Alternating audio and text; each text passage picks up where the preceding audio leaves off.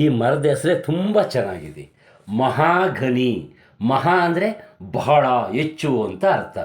ಘನಿ, ಘನ ಅಂದರೆ ಈ ಘನ ಅನ್ನುವಂಥದ್ದೇ ಘನಿಯಾಗಿದೆ ಅಂದರೆ ಆಗ ನಾಮಪದ ಆಗ್ತದೆ. ಮಹಾಘನಿ ಅನ್ನೋದು ನಾಮಪದ ಆಗ್ತದೆ. ಹೀಗಾಗಿ ಮಹಾಘನಿ ಅಂದರೆ ಬಹಳ ಗಟ್ಟಿಯಾದಂಥ ಮರ. ಘನ ಅಂದರೆ ಗಟ್ಟಿ ತಾನೆ, ಬಹಳ ಗಟ್ಟಿಯಾದಂಥ ಮರ. ಹೀಗಾಗಿ ಈ ಮಹಾಘನಿಯ ಗುಣಲಕ್ಷಣ ಕೂಡ ಬಹಳ ಗಟ್ಟಿಯಾದದ್ದು. ಹೀಗಾಗಿ ಕನ್ನಡದಲ್ಲಿ ಎಂಥ ಒಳ್ಳೆಯ ಹೆಸರು ಈ ಮರಕ್ಕಿದೆಯಲ್ಲ ಅಂಥೇಳಿ ನಾನು ತುಂಬ ಖುಷಿಪಟ್ಟಿದ್ದೆ, ಎಂಜಾಯ್ ಮಾಡಿದ್ದೆ. ತದನಂತರ ಈ ಮರದ ಬಗ್ಗೆ ತಿಳಿತಾ ಹೋದಂತೆ ಗೊತ್ತಾಯಿತು, ಇದು ಕನ್ನಡದ ಹೆಸರಲ್ಲ ಈ ಮರಕ್ಕಿರುವಂಥದ್ದು. ಇದು ಇಂಗ್ಲೀಷ್ನಲ್ಲಿ ಮಹೋಘನಿ ಅಂತೇಳಿ ಕರೀತಾರೆ.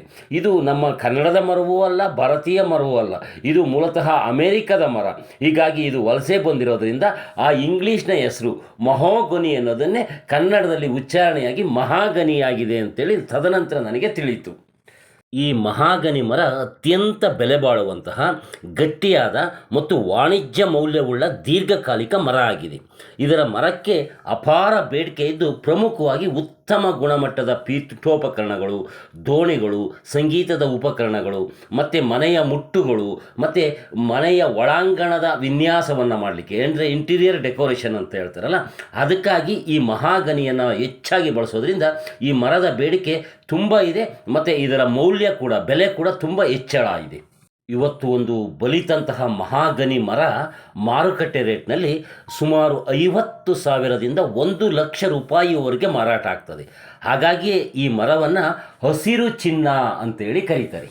ಈ ಮಹಾಗನಿ ಮರ ಹೆಚ್ಚು ಬಲಶಾಲಿಯಾಗಿರ್ತದೆ, ಅಂದರೆ ಗಟ್ಟಿಮುಟ್ಟಾಗಿರ್ತದೆ.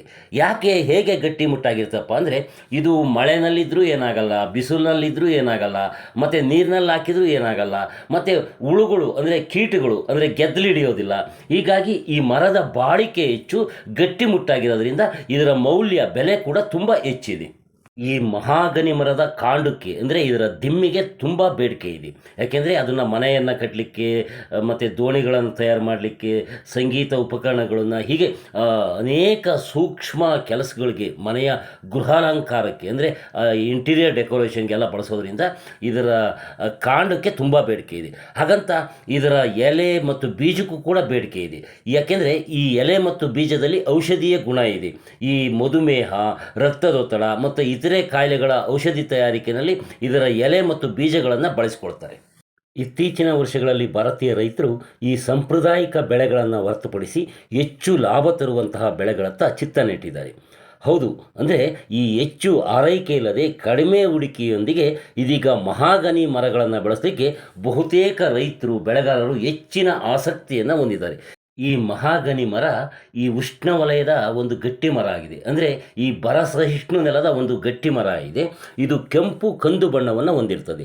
ಕೀಟ ಮತ್ತು ನೀರಿಗೆ ಹಾನಿಯಾಗದೆ ಹೆಚ್ಚಿಗೆ ಬಾಳಿಕೆ ಬರುವ ಮರ ಎಂಬುದಕ್ಕೆ ಇದು ತುಂಬ ಪ್ರಸಿದ್ಧವಾಗಿದೆ.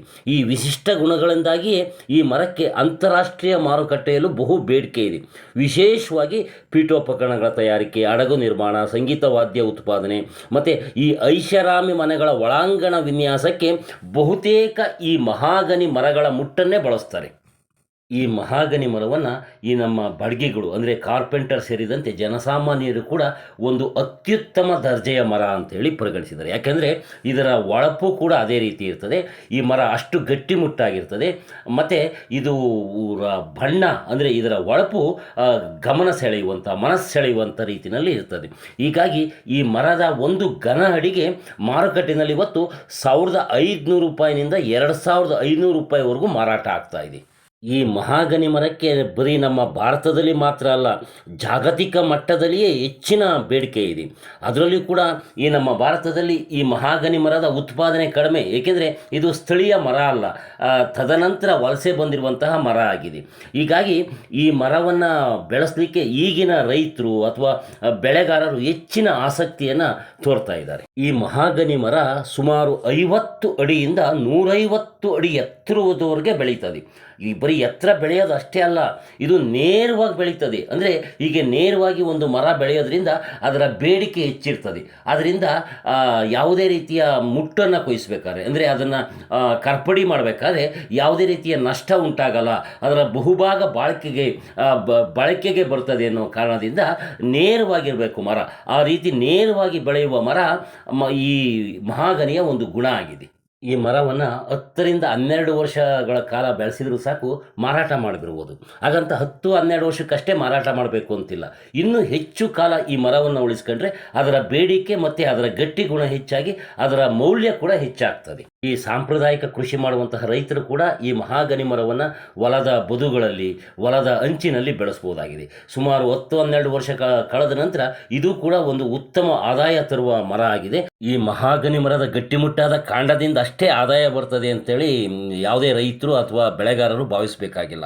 ಇದರ ಔಷಧೀಯ ಗುಣ ಮತ್ತು ಇದು ಕೈಗಾರಿಕೆ ಬಳಕೆಯಲ್ಲಿ ಹೆಚ್ಚು ಉಪಯೋಗ ಆಗೋದ್ರಿಂದ ಈ ಮರದ ಬೀಜಗಳು, ತೊಗಟೆಗಳು, ಎಲೆಗಳು ಸೇರಿದಂತೆ ವಿವಿಧ ಬಗೆಯ ಆದಾಯಗಳು ಕೂಡ ಈ ಮರದಿಂದ ಸಿಗ್ತದೆ. ಈ ಮಹಾಗನಿ ಮರದ ಬೀಜಗಳು, ತೊಗಟೆ ಮತ್ತು ಎಲೆಗಳು ಸೇರಿದಂತೆ ವಿವಿಧ ಭಾಗಗಳನ್ನು ಮಲೇರಿಯಾ, ಮಧುಮೇಹ, ಅತಿಸಾರ ಮತ್ತು ಕೆಲವು ರೀತಿಯ ಕ್ಯಾನ್ಸರ್ಗಳಂತಹ ಚಿಕಿತ್ಸೆಗೆ ಬಳಸಲಾಗ್ತದೆ. ಅಷ್ಟೇ ಅಲ್ಲದೆ ಮಹಾಗನಿ ಮರಗಳ ಎಲೆಗಳನ್ನು ಸೊಳ್ಳೆ ನಿವಾರಣೆಗೆ, ಅಗರಬತ್ತಿ ತಯಾರಿಕೆಗೆ ಮತ್ತು ಗಿಡಮೂಲಿಕೆ ಟಾನಿಕ್ಸ್ಗೆ, ಸೋಪ್ಗಳ ತಯಾರಿಕೆಗೆ, ಪೇಂಟ್ಸು ಮತ್ತು ನೈಸರ್ಗಿಕ ಕೀಟನಾಶಕಗಳ ತಯಾರಿಕೆಯಲ್ಲಿ ಬಳಸಲಾಗ್ತದೆ. ಈ ಬಹುಪಯೋಗಿ ಮರ ಹೀಗಾಗಿ ಹೆಚ್ಚು ವಾಣಿಜ್ಯ ಮೌಲ್ಯವನ್ನು ಕೂಡ ಹೊಂದಿದೆ. ಈ ಮಹಾಗನಿ ಮರದ ಎಲೆ, ಬೀಜ, ತೊಗಟೆಗೆ ಈ ಆಯುರ್ವೇದ ಮತ್ತು ನೈಸರ್ಗಿಕ ಉತ್ಪನ್ನಗಳ ಕೈಗಾರಿಕೆಯಲ್ಲಿ ಒಳ್ಳೆಯ ಬೇಡಿಕೆ ಇದೆ. ಹೇಳಲಿಕ್ಕೆ ಅಂದರೆ ಉಚ್ಚಾರಣೆ ಮಾಡಲಿಕ್ಕೆ ಅಪ್ಪಟ ಕನ್ನಡದ ಹೆಸರಿನಂತೆಯೇ ಇರುವ ಈ ಮಹಾಗನಿ ಮರದ ವೈಜ್ಞಾನಿಕ ಹೆಸರು ಸ್ವೆಟೇನಿಯಾ ಮಹೋಗೊನಿ ಅಂತೇಳಿ. ಇದರ ಕುಟುಂಬ ಮೆಲಿಯೇಸಿ. ಈ ಮಹಾಗನಿ ಮರದ ಸ್ವಭಾವತಃ ಗುಣಲಕ್ಷಣಗಳೇ ಈ ಮರದ ಬೇಡಿಕೆಯನ್ನು ಹೆಚ್ಚಿದವೆ ಮತ್ತು ಈ ಮರದ ಮೌಲ್ಯವನ್ನು ಹೆಚ್ಚಿದವೆ. ಅಂತಹ ಈ ಮರದ ಗುಣಲಕ್ಷಣಗಳು ಏನಪ್ಪ ಅಂದರೆ, ಇದು ದೊಡ್ಡ ಮರವಾಗಿ ಬೆಳೀತದೆ ಮತ್ತು ಇದರ ಬೆಳವಣಿಗೆ ಚುರುಕಾಗಿರ್ತದೆ, ಅಂದರೆ ವೇಗವಾಗಿರ್ತದೆ, ಜೊತೆಗೆ ನೇರವಾಗಿ ಬೆಳೀತದೆ. ಅಂದರೆ ಆ ಕೌಲು ಹೊಡಿತಾವಲ್ಲ, ಆ ಕೌಲುಗಳನ್ನು ಆಗಾಗ್ಗೆ ಒಮ್ಮೊಮ್ಮೆ ಸೌರು ಬಿಟ್ಬಿಟ್ರೆ ಇಡೀ ಮರ ನೇರವಾಗಿ ಬೆಳೀತದೆ. ಈ ಮಹಾಗನಿ ಮರದ ಒಳ ತಿರುಳು ಅಂದರೆ ಅದನ್ನು ದಾರ್ವು ಅಂತ ಹೇಳಿ ಕರೀತಾರೆ. ಆ ದಾರ್ವು ನಸುಗೆಂಪು ಬಣ್ಣವನ್ನು ಹೊಂದಿದ್ದು ಅಲಂಕಾರಯುತವಾಗಿ ಕಂಡುಬರ್ತದೆ. ಹೀಗಾಗಿಯೇ ಈ ಮರಕ್ಕೆ ಒಳ್ಳೆಯ ಹೊಳಪು ಬರ್ತದೆ.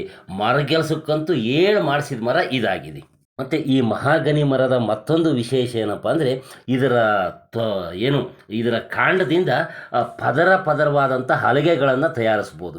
ಇಂತಹ ಪದರವಾದಂತಹ ಒಳ್ಳೆಯ ಲುಕ್ ಇರುವಂತಹ ಈ ಹಲಗೆಗಳಿಗೆ ಈ ಇಂಟೀರಿಯರ್ ಡೆಕೋರೇಷನ್ ಅಂದರೆ ಈ ಐಷಾರಾಮಿ ಮನೆಗಳ ಒಳಾಂಗಣ ವಿನ್ಯಾಸಕ್ಕೆ ಹೆಚ್ಚು ಅಂತಹ ಸೂಕ್ಷ್ಮ ಅಂದರೆ ಪದರ ಹಲಗೆಗಳು ಬಳಕೆ ಆಗ್ತವೆ. ಒಟ್ಟಾರೆ ಇದು ಅಲ್ಲೆಲ್ಲೋ ಅಮೇರಿಕಾದಲ್ಲಿ ಹುಟ್ಟಿ ಮೂಲತಃ ಇಲ್ಲಿ ನಮ್ಮ ಇಂಡಿಯಾಕ್ಕೆ ಬಂದು ಇಲ್ಲಿ ರೈತರಿಗೆ ಹೆಚ್ಚು ಆದಾಯ ತರುವಂತಹ ಮರ ಆಗ್ತಾ ಇರುವಂಥದ್ದು ತುಂಬ ಮೆಚ್ಚಬೇಕಾದಂತಹ ವಿಷಯ ಆಗಿದೆ.